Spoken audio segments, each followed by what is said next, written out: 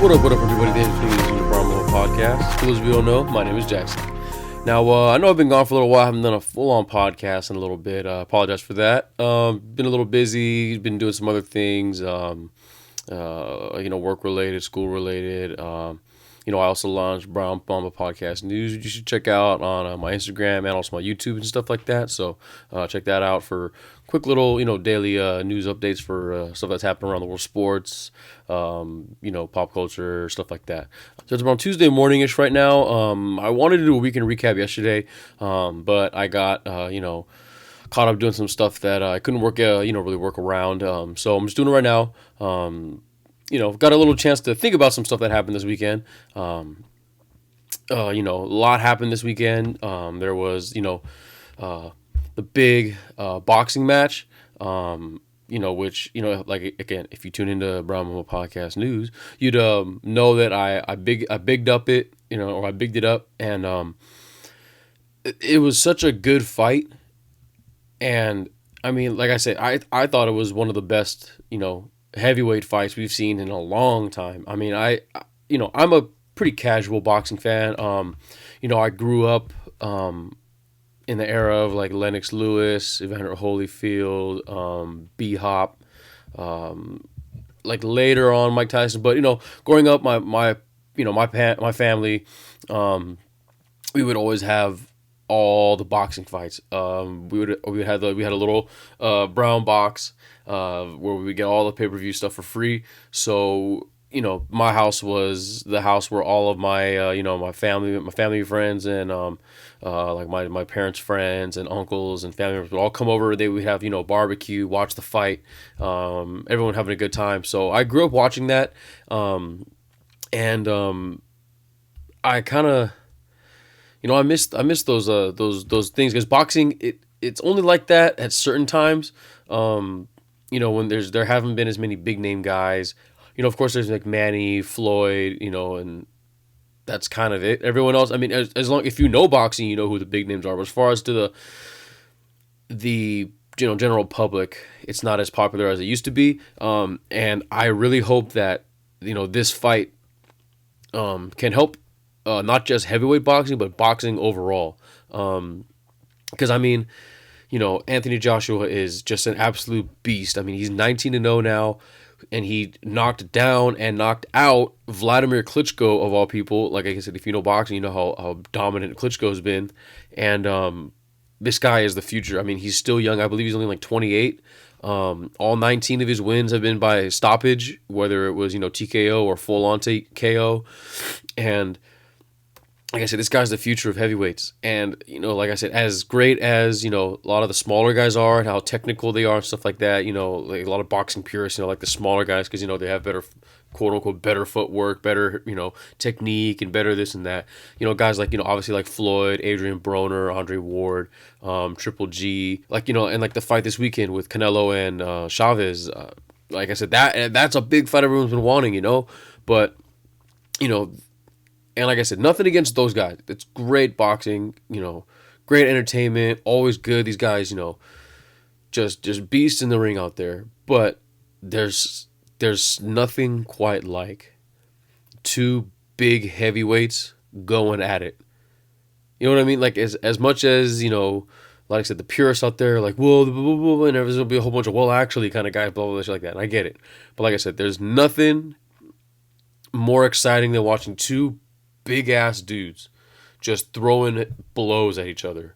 And not even just, and what made the Joshua Klitschko fight so good is that it went 11 rounds. Usually these big dudes, they punch each other, they punch themselves out by around the 5th, 6th round, and even, and as I said, boxing fans out there know, like a Mike Tyson fight, if you're betting on it and you pick the pool and you got anything past the 2nd round, you were saying, fuck, I already lost my money, because, you knew Tyson was going to knock the guy out either the 1st round or the 2nd round at the latest. And, if, like I said, and that's with a lot of the mentalities of these heavyweights. And, if they don't do it in the first couple rounds, then, they get gassed out. And, the later rounds become, really sloppy and ugly. But these guys went to the 11th round and they were still dropping bombs on each other. And, ultimately, Joshua won. And like I said, I really hope that it helps boxing out. Like I said, just coming from a casual fan's perspective, it could, a lot of people have been talking about what can be done to fix boxing. And we're seeing these big name fights, and I always said, they need to get some heavyweights going. It was either the way to fix boxing was either get great heavyweights or an American hero. And right now, there's no American hero yet. I mean, people are gonna just come at me saying, "Oh, actually, there's this." Like I said, well, when he's, selling out pay-per-views left and right, let me know, okay? But until then, there isn't anyone yet. But right now, what we do have is, a great young heavyweight in Anthony Joshua, who I hope can, help save boxing in the next coming years. Like I said, he's young enough to do it, to still put on a lot of great fights, and I hope for nothing but the best for him and the rest of boxing in general. And also tune in this weekend on Cinco de Mayo. It's always got a big fight on the Cinco de Mayo weekend. Like I said, Canelo versus Julio Cesar Chavez Jr. Great fight. I mean, there's nothing else I can say. I mean, like I said, I don't know all the details about boxing, but I do know that this is going to be a good fight. So to help out boxing, everyone tune into that this weekend. Also this weekend, the second round of the playoffs finally kicked off. Now, I know I didn't do a first round playoff, preview thing. And, I mean, it was because, one, I was busy. I didn't get a chance to be able to do any long form thing like this. And two, it just wasn't not that it wasn't interesting. Of course it was interesting. But I just felt like, the team, we kind of knew who was going to win. Even with the Jazz and Clippers, which I'll get to later, the Clippers in particular, it kind of felt like we knew who was going to win. And pretty much if you go through, who's were left, everyone who we thought was going to win ended up winning. There wasn't really any surprises. In the first round, pretty lackluster if you ask me. But the second round is when things start to turn up.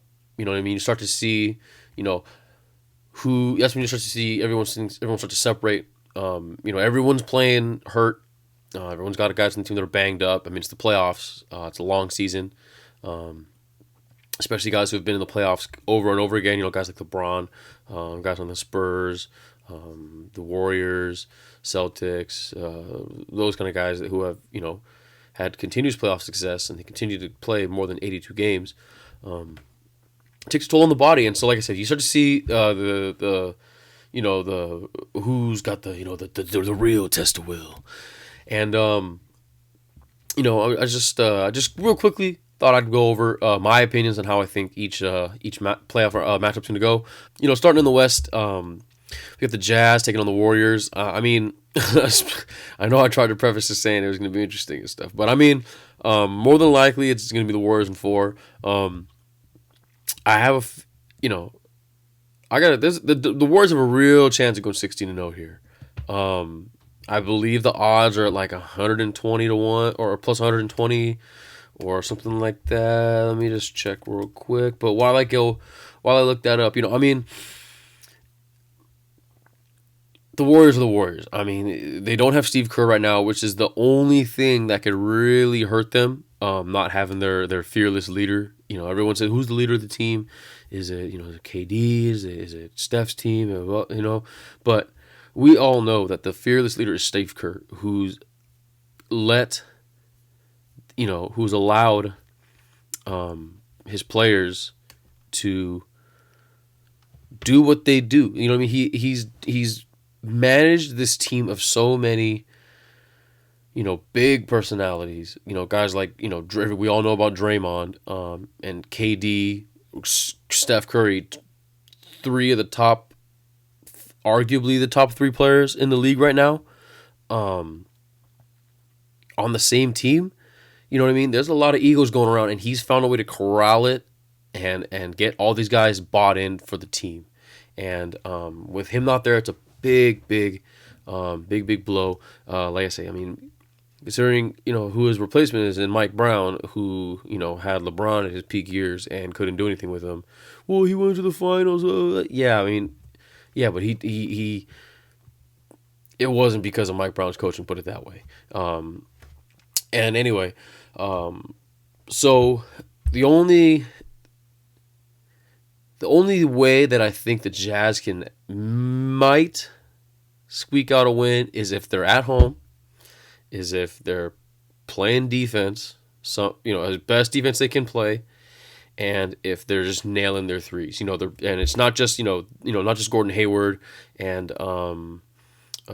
George Hill, but other guys come off the bench. Like guys like Joe Ingles are hitting their threes, Dial's hitting his threes, Rodney Hood's hitting their threes, and guys, and you have a huge game from Derek Favors, stuff like it. It all has to happen for the Jazz to maybe get one. But like I said, it has to, the stars all have to align and everything for that to happen. And like I said, I'm not sure it can, but as of right now, I think that it's just the Warriors in 4, and like I said, halfway to 16-0, first time it'll ever happen. All right, now the Rockets and Spurs is definitely the most interesting matchup to me. Game 1 last night was, in my opinion, so far, until we see how game 2 and 3, 4 go, that was just an anomaly. I mean, if you watched it, the Rockets could not miss. They were absolutely on fire. I think they made 22 threes yesterday, something crazy.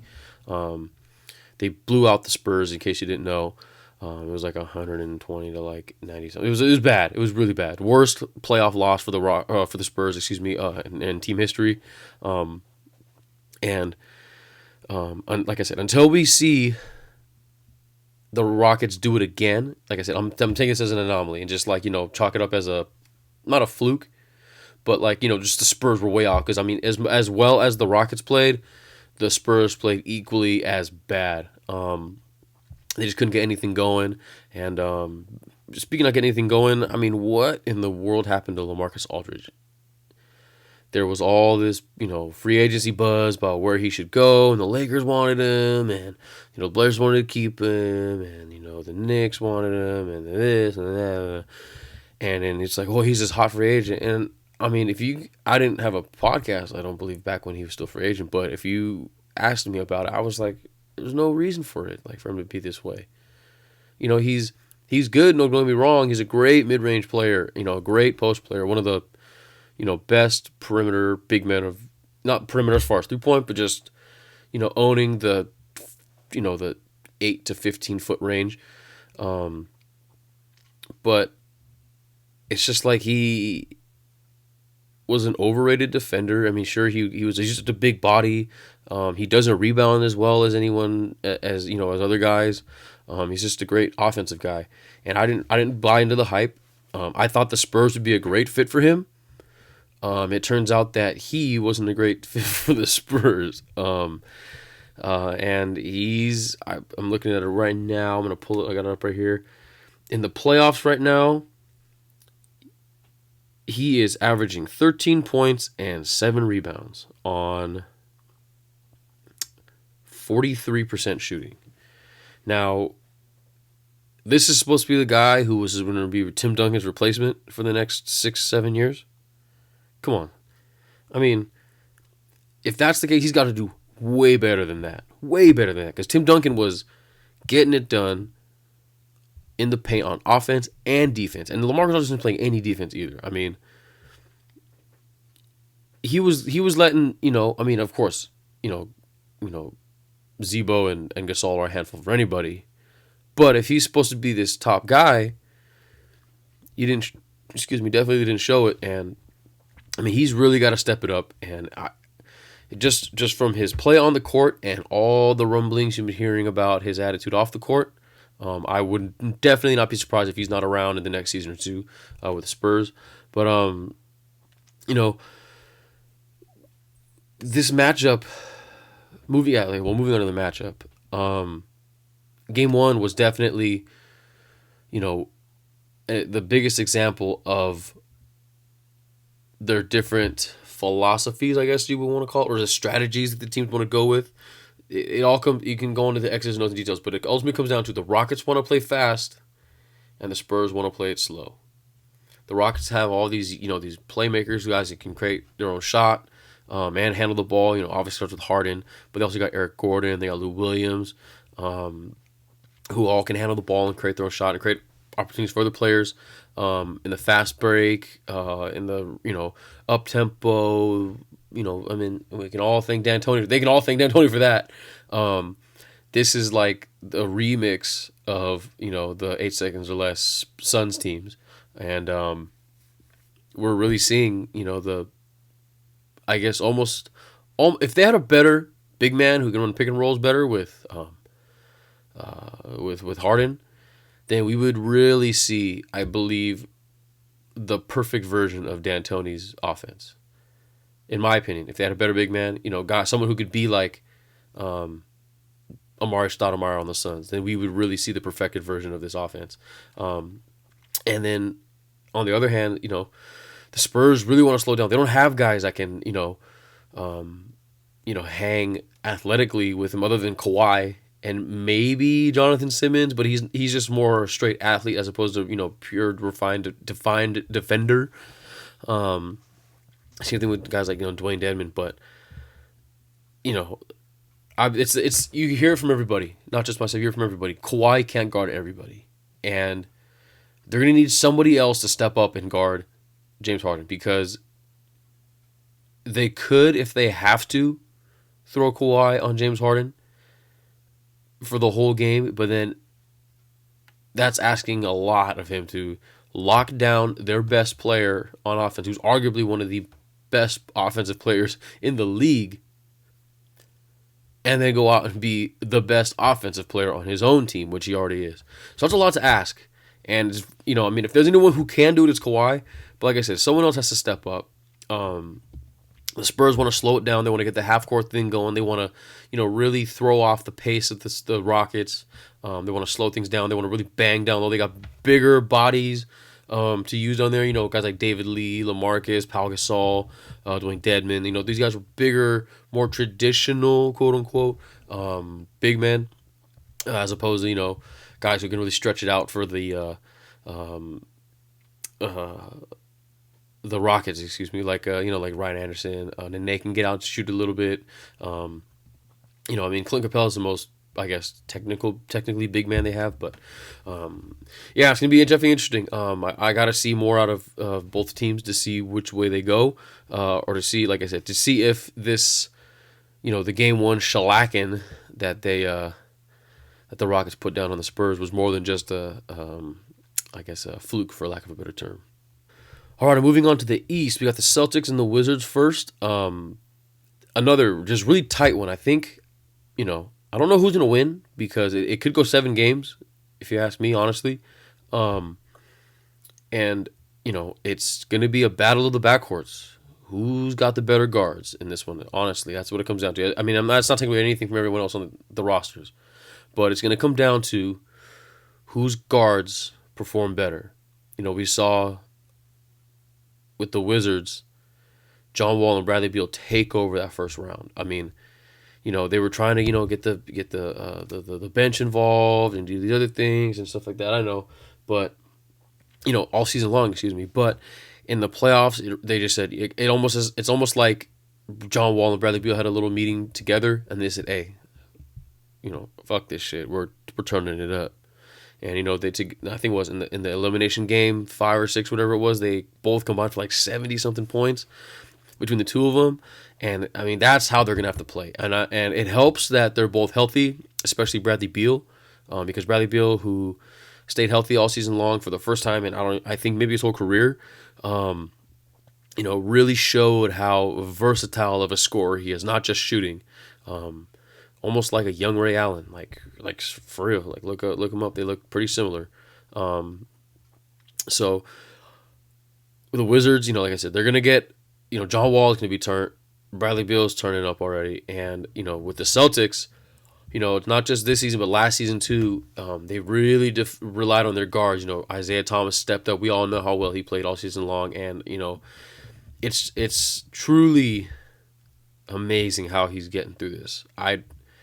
Like I said, I guess basketball really is helping him, but man, oh man, it's got to be a lot on him, emotionally, psychologically, and ultimately, with all that physically. He's having to do a lot of traveling, going back and forth. He had to go to his sister's funeral and then come right back to Boston and play Game 1 on Sunday. But you know, like it's their guards. Like I said, starting with Isaiah Thomas, Avery Bradley, Marcus Smart. Those three guys really, are the I guess the heartbeat of that team. And Isaiah's the big scorer, and Avery Bradley and Marcus Smart are the scrappy defenders. Avery Bradley a little bit better scorer than Marcus Smart, but like I said, it's going to come down. Ultimately, I think that if the Celtics want to win, because like I said, they're both going to get equally great outputs from both their backcourts. So, the way I think that they're going to win is if their backcourts play well, plus someone else steps up. That's the way it's got to be. Someone else has to step up. We saw it in Game 1. When the Celtics won, all their guards played well, and then Jay Crowder was unconscious from 3, and that's also part of what's going to help the Celtics win. I think they can win if they keep hitting their threes. They're good enough defensively. Brad Stevens is great enough as a great enough coach to be able to keep the score relatively low. I know it was in the 110s or whatever in Game 1, but if the Celtics can keep playing the way they're playing while hitting their threes, they're going to win. Now, on the flip side, if the Wizards want to win, they have to dominate the paint and dominate the glass. They can't give up second chance points. They can't give up offensive rebounds. They have, bigger, similar to the Spurs, have bigger guys down low. Gortat, Jason Smith. They had Keith, but, questionable whether or not Al Horford went Dante Jones on old Keith right there, sipping his foot underneath. But Keith's injured, he would have been great too. Just a big, just guys that can get down and bang and create, not just take away second chance point opportunities for the Celtics, but create second chance opportunities for their own team, grabbing offensive boards, and stuff like that. So, like I said, it's gonna come down to who's gonna step up, which I guess accessory player, quote unquote, will step up and really help out the backcourts. Because like I said, we are gonna get some great backcourt play from this series. All right, and finally rounding out the East, we got the Cavs and the Raps. Now, until the last series, I thought the Raptors had the best chance to upset the Cavs. They still kind of do, but they looked a little rocked by the fact that how well Giannis was playing, and I thought they were gonna goon it up on him. Who they really let this guy come in here and do this to us? They didn't do it as much, and I think they really got to ugly it up in this series against the Cavs. They didn't really in Game 1 yesterday, which was kind of surprising, considering the guys that they brought in. It's like you'd think that, they bring in a couple goons like PJ Tucker, Serge Ibaka, who are not just great defenders, but, ultimately guys who are not afraid to mix it up, as we saw, both guys do this season. It's like they got to set the tempo. It's got to be no easy layups. Use all 6 of your fouls. Get the bench guys involved. Use all 6 of your fouls. And not anything. I'm not saying go dirty or anything, but you got to just you got to set the tone. You got to be physical. You got to be rough, and not just to get and try to get into the heads of the Cavs, but to establish it for the whole series with the referees. Because, you can't just be playing soft or playing, quote, regular with them, and then all of a sudden start hard fouling, getting more physical, because then the refs are going to call it. It's going to look more blatant, and they're going to start calling it. They have to set the tempo. I think they can hang with the Cavs, honestly. If everyone plays, as well as they can play, they can get the right kind of scoring from, Lowry and DeRozan. Valanciunas can take advantage down low. They can get some great defense from PJ Tucker and Serge Ibaka. I think they can hang with them, especially if the Cavs can't turn it around on defense. We've yet to see it. That's the main thing for the Cavs is if they can pick up their defense. They were not good on defense the last half of the season. Everyone knows that, but everyone also kept saying, "Oh, just wait for them to flip the switch." You want to say that we all know that we all pretty much believe that they can flip the switch. Especially anytime you got a LeBron on the team, we believe they can flip the switch, and it's just a whether or not do they try to flip it now. Because this is going to be a tough matchup. You're not going to lie. This is going to be a tough matchup for them. Do they flip it now, or do they try and save it for the final so they can, they don't get all gassed out?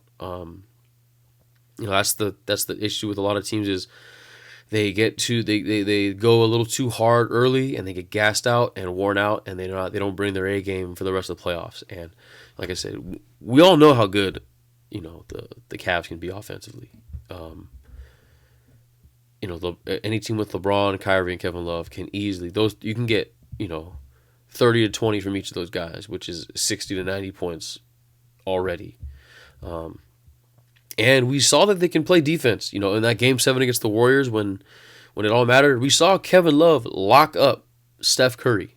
Think about that. So we know it's there. It's just a matter of whether or not they're willing to pull it out. So. I'm not sure. I don't know if this is. People saying this might go 7. I don't think it's gonna go quite 7, just based on how we saw the Raps playing Game 1. But like I said, if they can goon this thing up and really get into the Cavs' head, then yeah, we might be in for a lot longer of a series than we thought, and then definitely I bet you with what LeBron and Kyrie and them thought. All right, now to the last part. Seems like everyone's got an opinion on what the Clippers should do, so here's mine.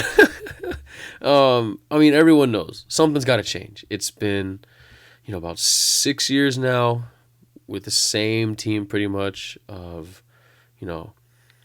Chris Paul, JJ Redick, fill in the blank with, literally like the lowest bottom of the barrel of, small forwards. Blake Griffin and DeAndre Jordan. They have the talent to be good. We all know that. But it's just they could never get over the hump, and it just feels like it's always going to stay that way. And like I said, something's got to change.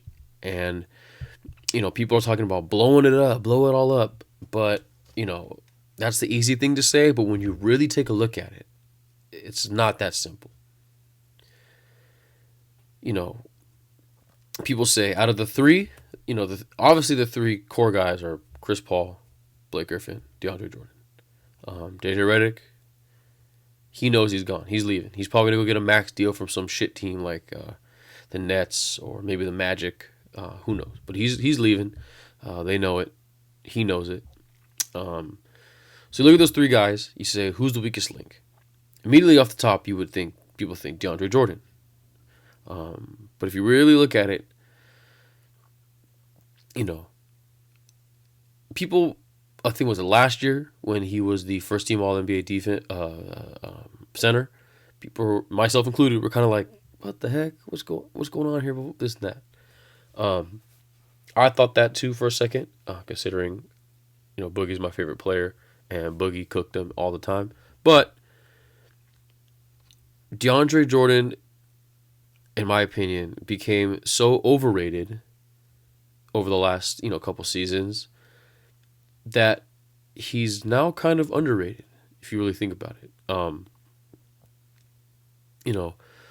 Doc Rivers' thing is defense ultimately. Even though they say that, even though he likes to think that, and it's widely known that's what he goes for. And they're like, oh yeah, he won championships. He won the championship in Boston with defense, and he did. But forget Tom Thibodeau was his defensive coordinator. enough said about that. So even though you know, Doc is a defensive minded coach first, they're always in there. They're always okay defensively. But a big part of that is DeAndre Jordan.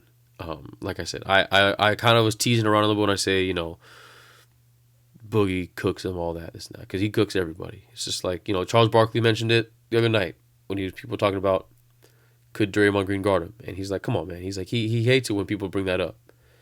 It's like they say, could so and so, could, you know, X player now guard Y player back in the day? It's like, look, no one's guarding anybody who's great. No one's guarding Larry Bird. No one's guarding, you know, Kevin McHale. No one's guarding Magic. No one's guarding Shaq. No one's guarding MJ. No one's gonna be able to check them. They're just, if they're great players, they're good. And I say that to say this, that DeAndre Jordan is a valuable asset to the Clippers. Similarly to how, you know, Dwight Howard was, you know, a valuable asset to the Magic when Dwight Howard was in his prime. Similarly to how Shaq was, you know, a valuable asset to the Lakers in his prime. Dikembe, all these guys, just rim protectors, because you give the defense that luxury to take risks, you know, on switches, jumping passes and stuff like that. With a guy as disruptive around the rim as he is, you allow your perimeter guys to be more, like I said, aggressive. That's why Chris Paul gets a lot of steals, because he knows in the back of his mind, if I go to swipe at this and I miss it, at least I got DJ back there backing me up. And that's a good safety net to have. And if they lose him, they lose I think if they lose a lot more than people think. So DJ's got to stay. So the next one would be, well, Blake Griffin's got to go, because you know this is Chris Paul's team, so Blake Griffin's got to go. And you know that might have been the case last year or the year before all these extra injuries set in. You know, before, when they were, you know, 2 years ago when he was still healthy, I think he was third in MVP voting. You know, he was the best player, the second best player in the playoffs behind LeBron, in my opinion. 2 years ago. But after all these injuries, you know, he punched the guy, messed his hand up, and then he injured his quad, came back too early, re-aggravated it, and now most recently his toe, whether it's a fracture or he's got like turf toe or something, because turf toe sucks. It's not, look, his trade value has just rapidly declined. And you used to see him all over the place, you know, highlights, dunking on people. You saw him in the commercials. You saw him doing this and that. We haven't heard much from him lately. And even from his game, because now he's become more of a below the rim player. And if you go off that, he's average to above average. He's not great like, you know, the Gasols or Tim Duncan was, or, you know, anything like that. He's, you know, okay, he's right, hovering above average at offense below the rim. You know, he usually made his bread and butter was, you know, flying through the air and stuff like that. And so you say, well, we can, you know, they're saying the whole thing is do they sign him? Do they re-sign him, pick up his option, and pay him? I think it's like what? He's going to get like $20 million or something like that? $18 million, something crazy? To be potentially injured again. Do they pay him that money?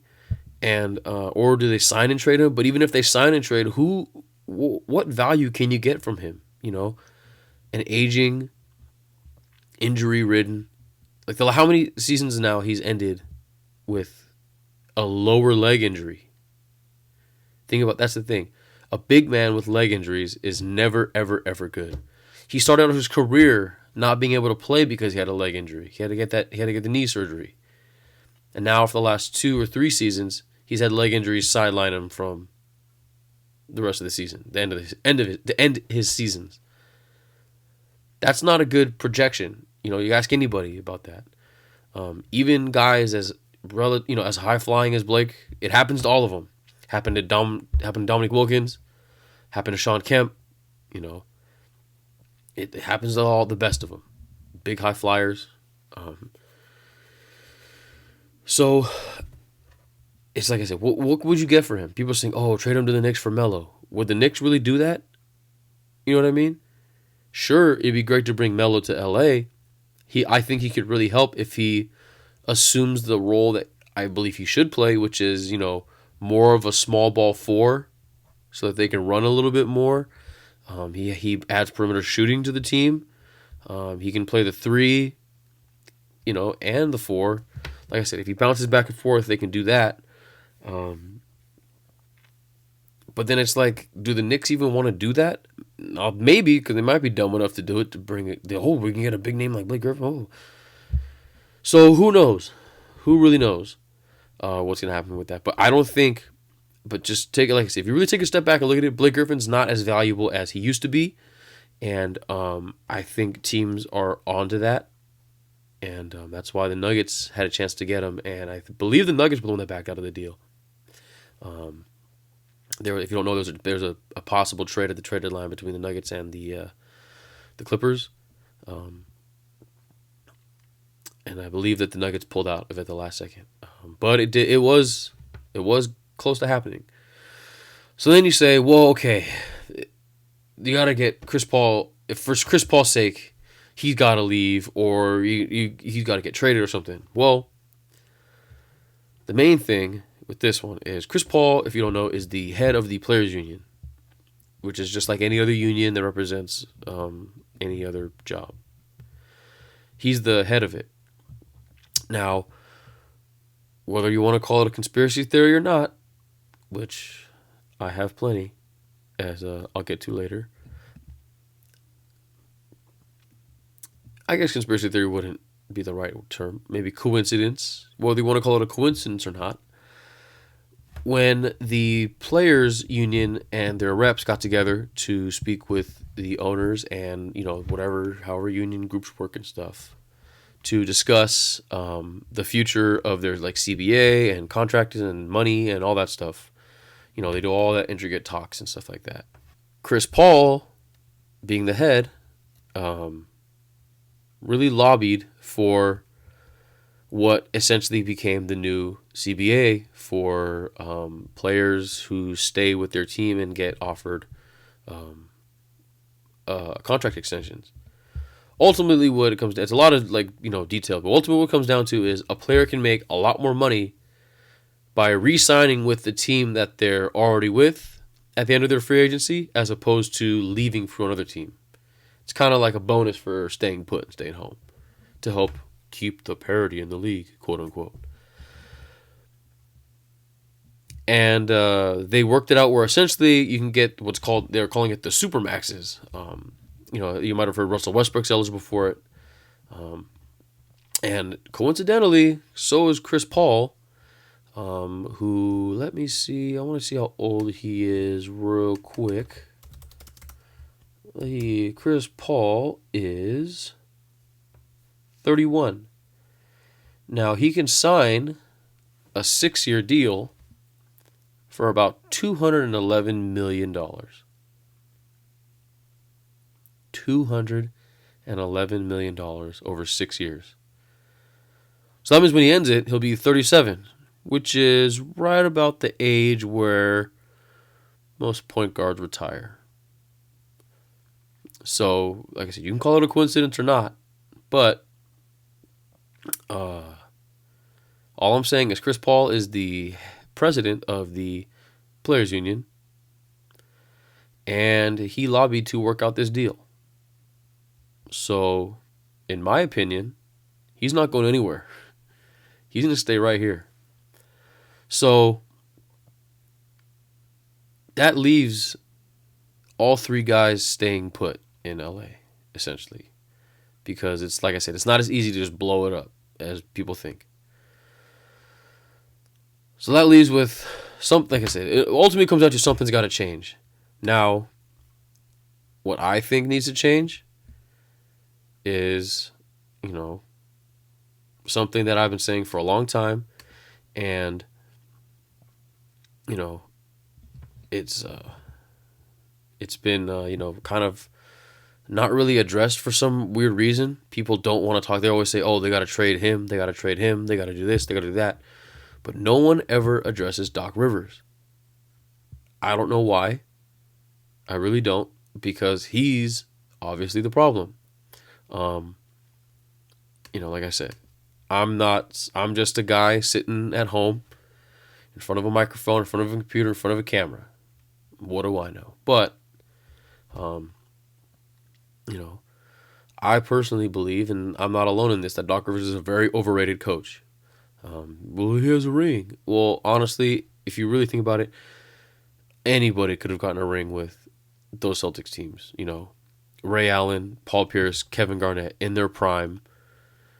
With an up and coming Rajon Rondo. They had Tom Thibodeau as their top assistant coach and their defensive coach, who helped dominate the playoffs with just keeping the score down and letting the bench scoring, guys like James Posey, Eddie House, and Tony I think Tony Allen was there too still, killing it and stuff like that. So those were great teams, and a coach can only do so much, but the players got to execute what the coach wants to do. And yeah, I think he's just an overrated coach. He's obviously shown it. He's had just as talented players and hasn't done anything with them. They haven't even gotten past the second round. Like, think about that. They haven't gone past the second round. He gets outcoached against everyone he faces. They win regular season games, but when it comes down to it, the teams just figure him out. Other teams figure him out, and they cannot get over the hump. And like I said, they can't do anything. I think they can't do anything with the players, but they can do something with Doc Rivers, because not only is he killing them on the floor, but he's killing them off the floor. He's not their GM, so don't get it twisted. People say GM Doc, blah, blah, blah. He's not their GM. Their general manager is a guy by the name of Dave Wohl. Now,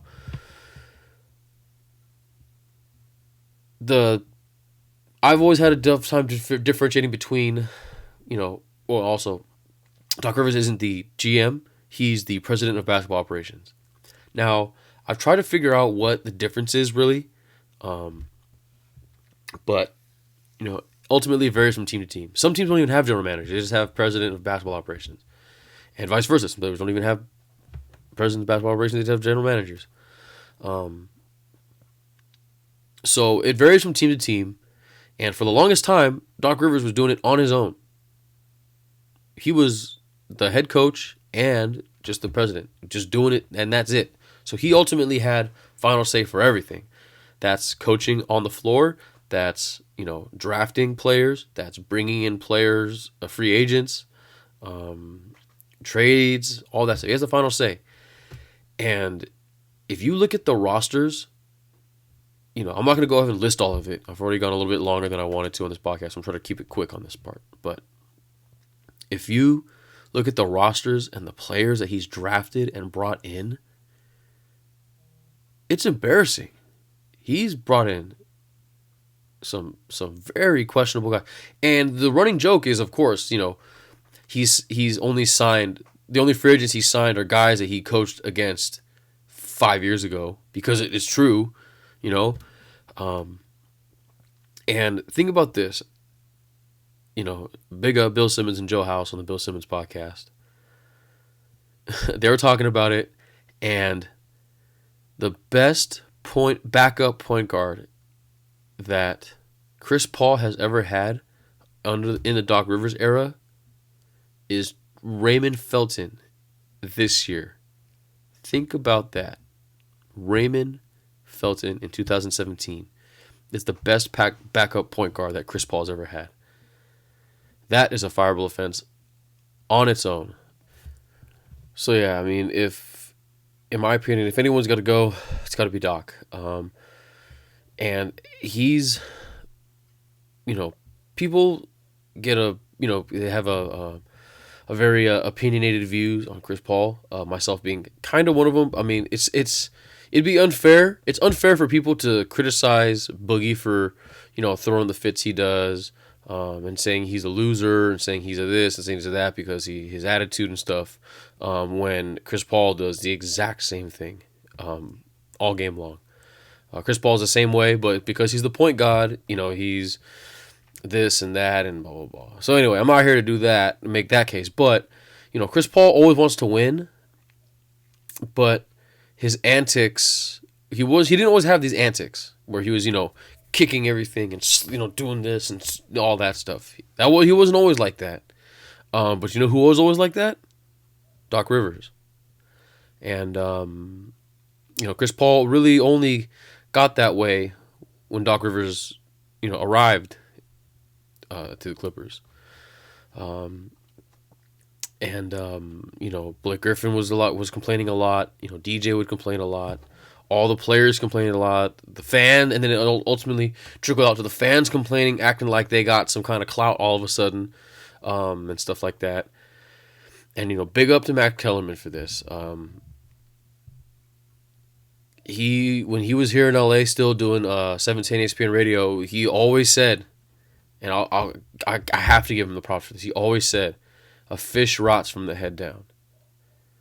And that disdain league wide for the Clippers, for them acting like babies and always complaining and all that stuff, starts with Doc. It wasn't always like that, but when he came here and was complaining about everything and making the all the meme faces he would make and act like everything is against him and stuff, that all started when Doc came. And like I said, it's trickled down to the players and now trickled out into the fans. And yeah, something's got to change. And I think they should try to get Mark Jackson.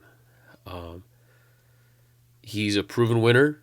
He helped make that Warrior. He helped grow that Warriors team into eventually what it became. Steve Kerr took it and perfected it, but he laid down the foundation for that team and those players, and he helped draft those guys and groom those guys and mold those guys into the players they eventually are now. He was there at the beginning. And you want to talk about a motivator? There's no one I think there's no one else in the league that can motivate the way he can. Sure, it sounds campy, hokey like in the movies and stuff, but if you hear all the different players that have played underneath Mark Jackson and with him talk about him, he just knows how to get guys going. And and you can tell he still wants to coach. And what better way or what better team than a team that's as vulnerable as the Clippers right now? Who's, Mark Jackson was a great point guard when he played. He can help coach another great point guard in Chris Paul.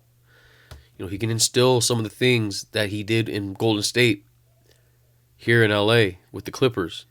I think it's worth trying.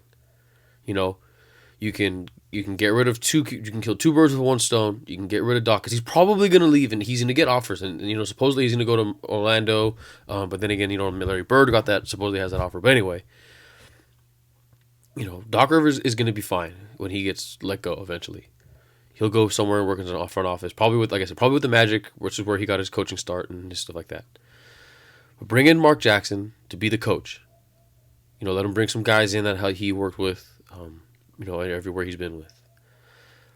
Let Lawrence Frank, who's the assistant, essentially, the vice president of basketball operations, let him take over as, president of basketball operations, and maybe let David Wall stay as the GM. And let them be separated, because you can't half-ass, in the wise words of Ron Swanson, you can't half-ass two things. You got to whole-ass one thing, And Doc Rivers was trying to half-ass both jobs, and he's getting half-ass results, as we can all see. I'm not all about fire this guy, blah blah blah like that. But at the same time, you got to do your job, and he hasn't been doing it, and it's just gotten worse and worse. And something's got to change. Something's just got to change for the sake of the Clippers. Now I know I teased a little bit earlier about I do have I guess you kind of a conspiracy theory. I'm not a full on conspiracy theorist. However, I do like to explore conspiracy theories just to, strike a conversation and just to, not just every once in a while, just ask questions.